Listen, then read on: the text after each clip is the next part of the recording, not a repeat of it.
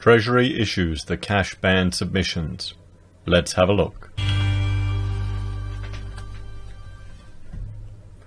Good evening, everyone. Florian Heise here, and welcome to another episode of Heise Says.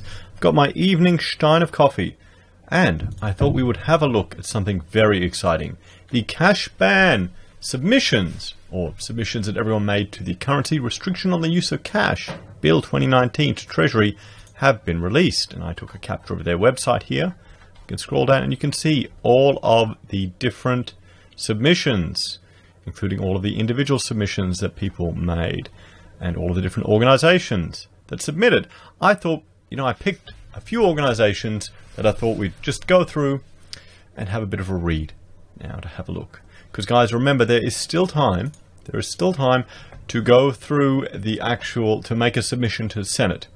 So Treasury has done their draft, release of the information. They've received their submissions, or the submissions from all of us and other organizations, and they've engaged with organizations.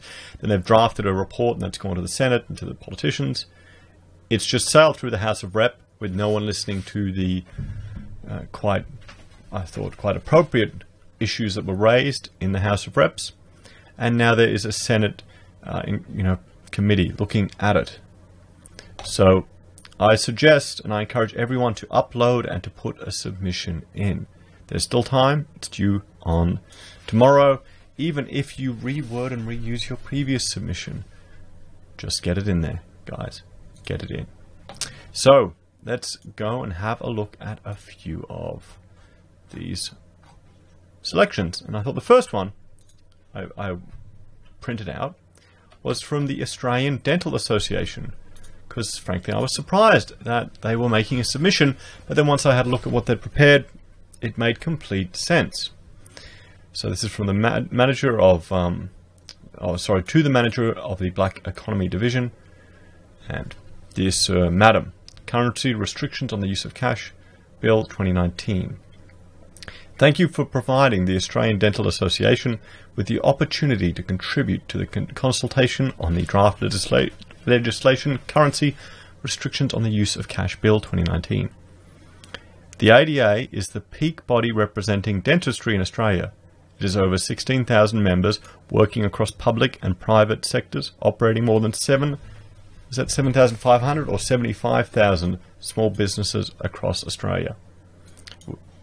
It is the ADA's understanding that this legislation, if enacted, makes it an offence to make or accept a payment or series of connected payments in cash in excess of $10,000 between two parties, other than those circumstances where an exemption exists. The ADA understands the reason behind the government's intention in introducing such legislation, but wishes to draw attention to situations that may not have been considered to date. Where once older Australians were losing their teeth and relying on dentures, more and more people are keeping their teeth or having complex restorations such as crowns and bridges and dental implants. The latter is an expensive option and can reach prices around and above $10,000. Similarly, complex orthodontic and orthognathic surgery also attracts high costs to consumers. While most of these treatments are paid for using digital currency, many older Australians don't use online banking facilities and want to pay with cash for their treatment at the dentist's surgery, which seems completely reasonable. And frankly, it's not something I've thought about because I tend to go to a dentist once every 5 years. Last time, only member of the family, not a single haul. There you go. Cheers to that. Other than the kids, but they don't count. This legislation, therefore, has the potential to impact on the dentist accepting one-off or regular payments where the total cost of treatment exceeds the maximum amount of $10,000. The ADA is aware that many accounting professionals are calling for the proposed cap to be reduced to $5,000 and even $2,000 in the future, or $1,000 like in Italy. If this were to eventuate, this would significantly impact many dental practices. Therefore, the ADA is requesting that further consideration is given to exemption of medical and dental treatment within the legislation so as to avoid any unintended consequences. Should you have any further questions in relation to this matter, please do not hesitate to contact Ms. Ethne Irving, Deputy CEO on such and such. Yours sincerely, the President. So, I thought that was an interesting one to have a look at, simply because I had never even thought about it, but it makes a lot of sense. The demo there hitting all the people, a lot of them want to pay cash. Particularly for, 10 grand or a big payment.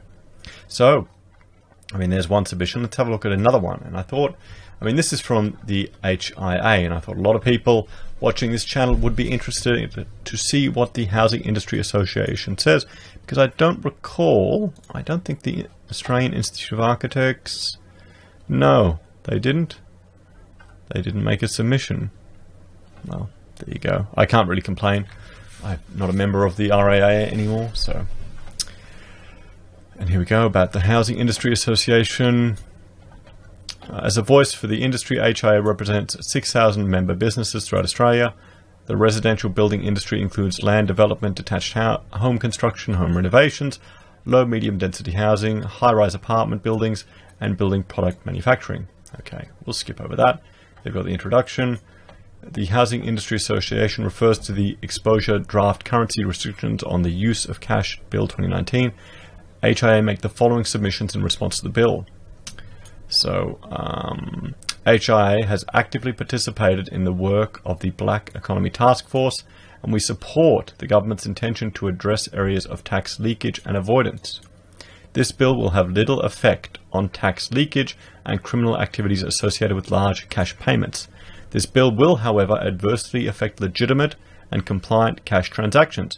As such, the HIA opposes the bill in its current form. The already declining use of cash payments, existing reporting requirements for cash transactions over $10,000, lack of clarity regarding a number of provisions of the bill, including its objects and application, and the difficulties associated with enforcement, provides little justification for the adoption of the measures set out in the bill. It would seem that the bill prioritizes a need to address revenue shortfalls relating to the collection of taxation liabilities as opposed to criminal activities which HIA considers are adequately dealt with through other legislative regimes. And I would agree with the HIA 100% on that statement. I think, that gives you a good overview of where they're sitting. Furthermore, imposing such a limit on the residential building industry is considered unnecessary in light of other current regulatory arrangements that address business payments and tax reporting. The residential building industry is one of the most heavily regulated sectors in the Australian economy. Across all jurisdictions, those operating in the industry must comply with, amongst other things, various licensing, contractual and financial requirements that have direct implications for the method of obtaining payments. Additionally, financial institutions have become a quasi-regulator of progress payments for residential building work.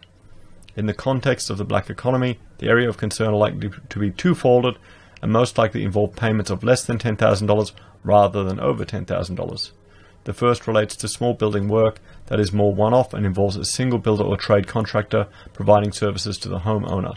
The second relates to cash payments that may occur in relation to residential building work managed by owner builders, where a range of contractors are used for individual work that may be under $10,000 in value and subject to cash payments.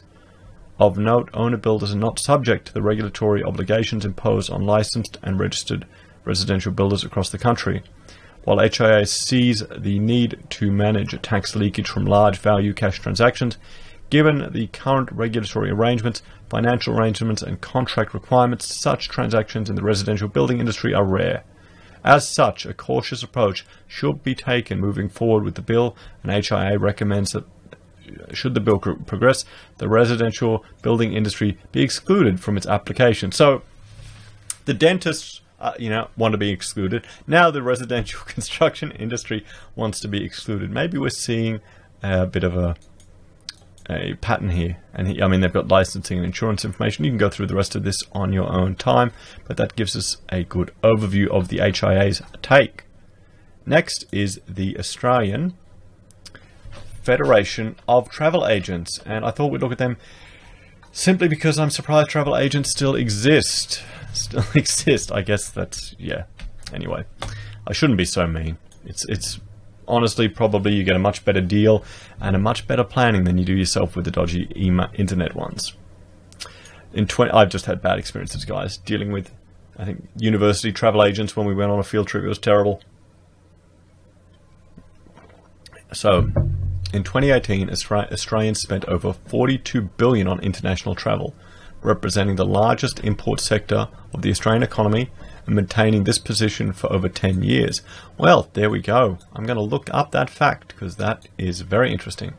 In fact, the Australian travel sector experienced year-on-year growth of 11.3% and has maintained growth of 6.6% over the past 5 years. Could that be Australians trying to get out of the country, perhaps, and not come back? Wanting to flee? You know? I wonder how many of those trips are to Poland. Just saying. Domestic tourism has also continued to grow at record rates, with spend reaching $74.5 billion during the year ending March 2019, with the primary reason being a holiday. Research by AFTA indicates that 70% of all international travel by Australians is booked through a travel agent. Wow! Travel agencies are a major employer within the community in which they operate, employing over 30,000 Australians and contributing another $28 billion annually to the economy. So that is, let's just look here at some of our other export economies. And I mean, we have a look at iron ore. Look at the scale of that economy, of that sector, or gas or gold. Just to put the travel agent sector into comparison, although I know it is all tied. I'd expect this sector to be tied up in the retail sector.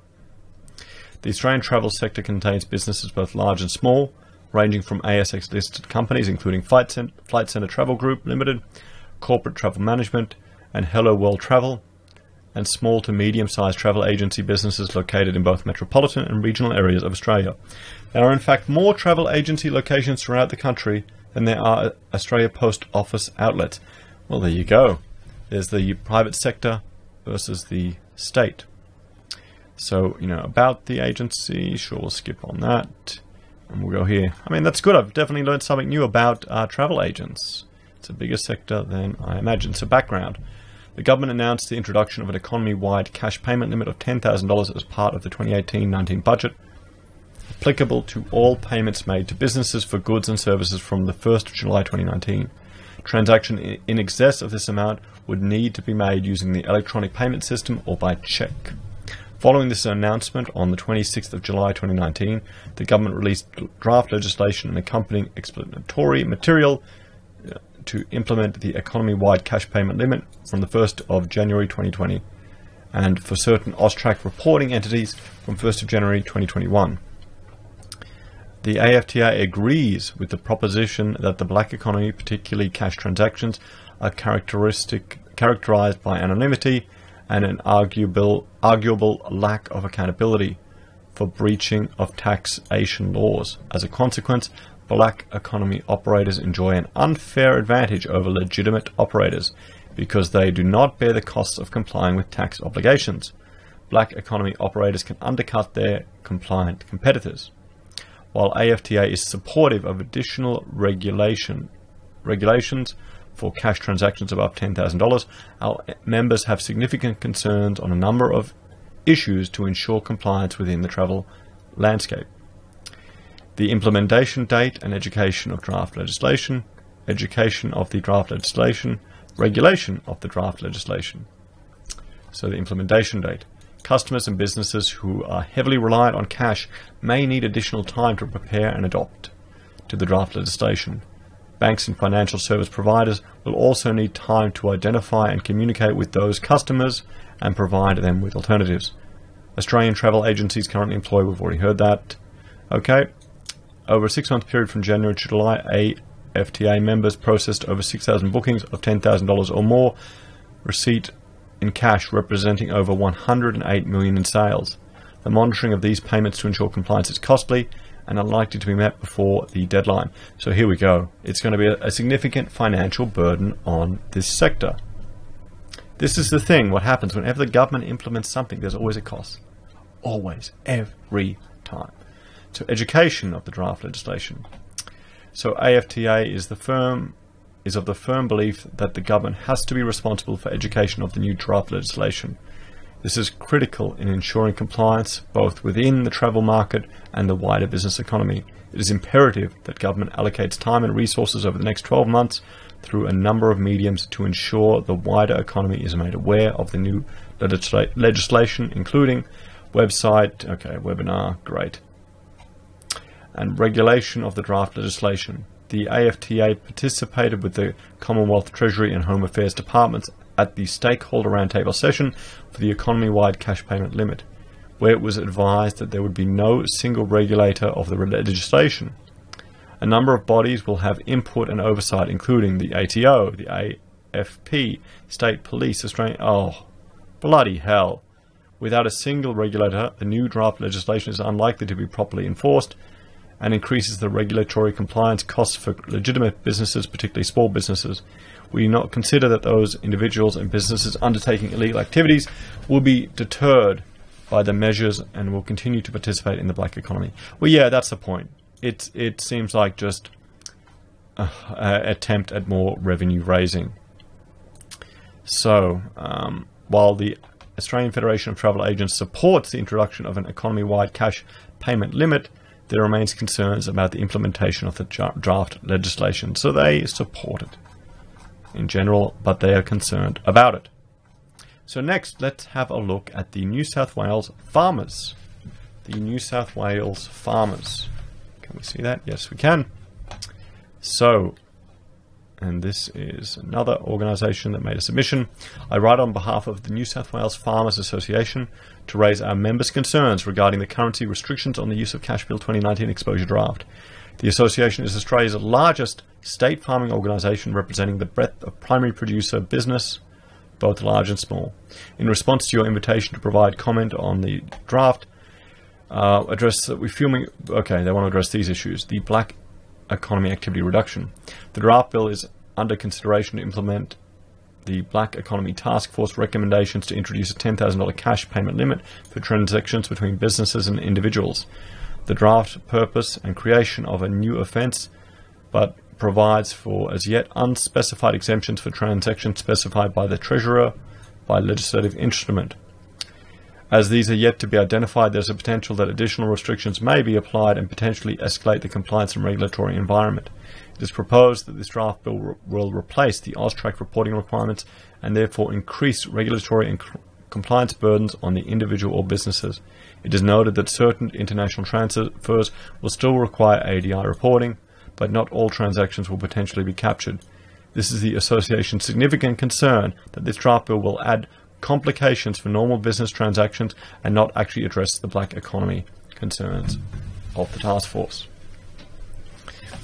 And the draft notes that electronic transfers are increasingly replacing cash transactions. The regulations are currently in place for these. However, with increasing international focus on the development of cryptocurrencies, there's little international application or harmonized regulation regarding monitoring these transactions.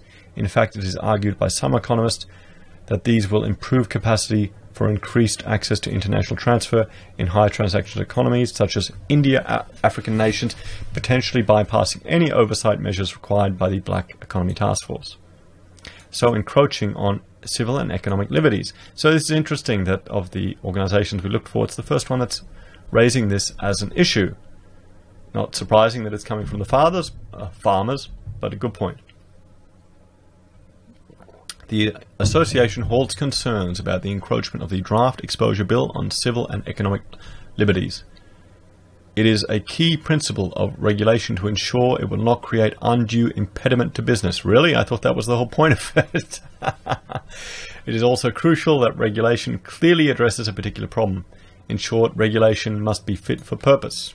In this instance, it is unclear what evidence exists to illustrate that limiting cash transactions to $10,000 will prevent tax avoidance and illegal activities, while this regulation has the potential to impede the efficiency and timely operation of business. Should this draft bill progress in its current form, government will increase its direct authority over personal cash management or investment decisions, essentially requiring all cash to be held in registered financial institutions.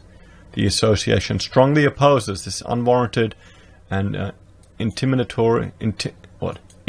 level of oversight on the personal decisions of individuals to make expenditure decisions using their own capital.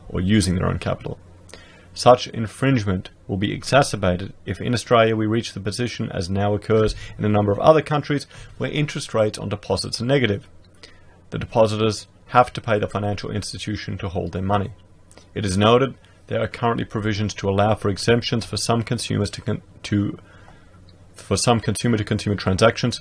However, as they are not specified in the proposed bill, will be subject to regulatory instruments and therefore potentially subject to minimal scrutiny, and any additions or changes will be the discretion of the Minister of the day.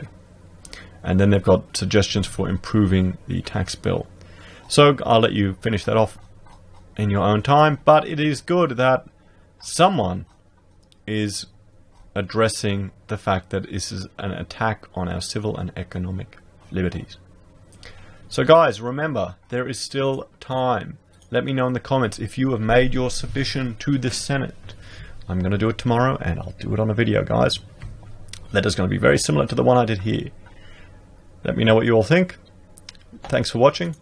Like, share, and subscribe. If you want to support the channel, I have a Patreon and a Subscribe Star where you can make a small monthly donation. I also have a Amazon and eBay affiliate links where I receive a kickback every time you make a purchase, and it doesn't cost you a cent extra. And I also have a PayPal if you'd like to make a direct payment or donation. And thank you to the very generous donation I received today.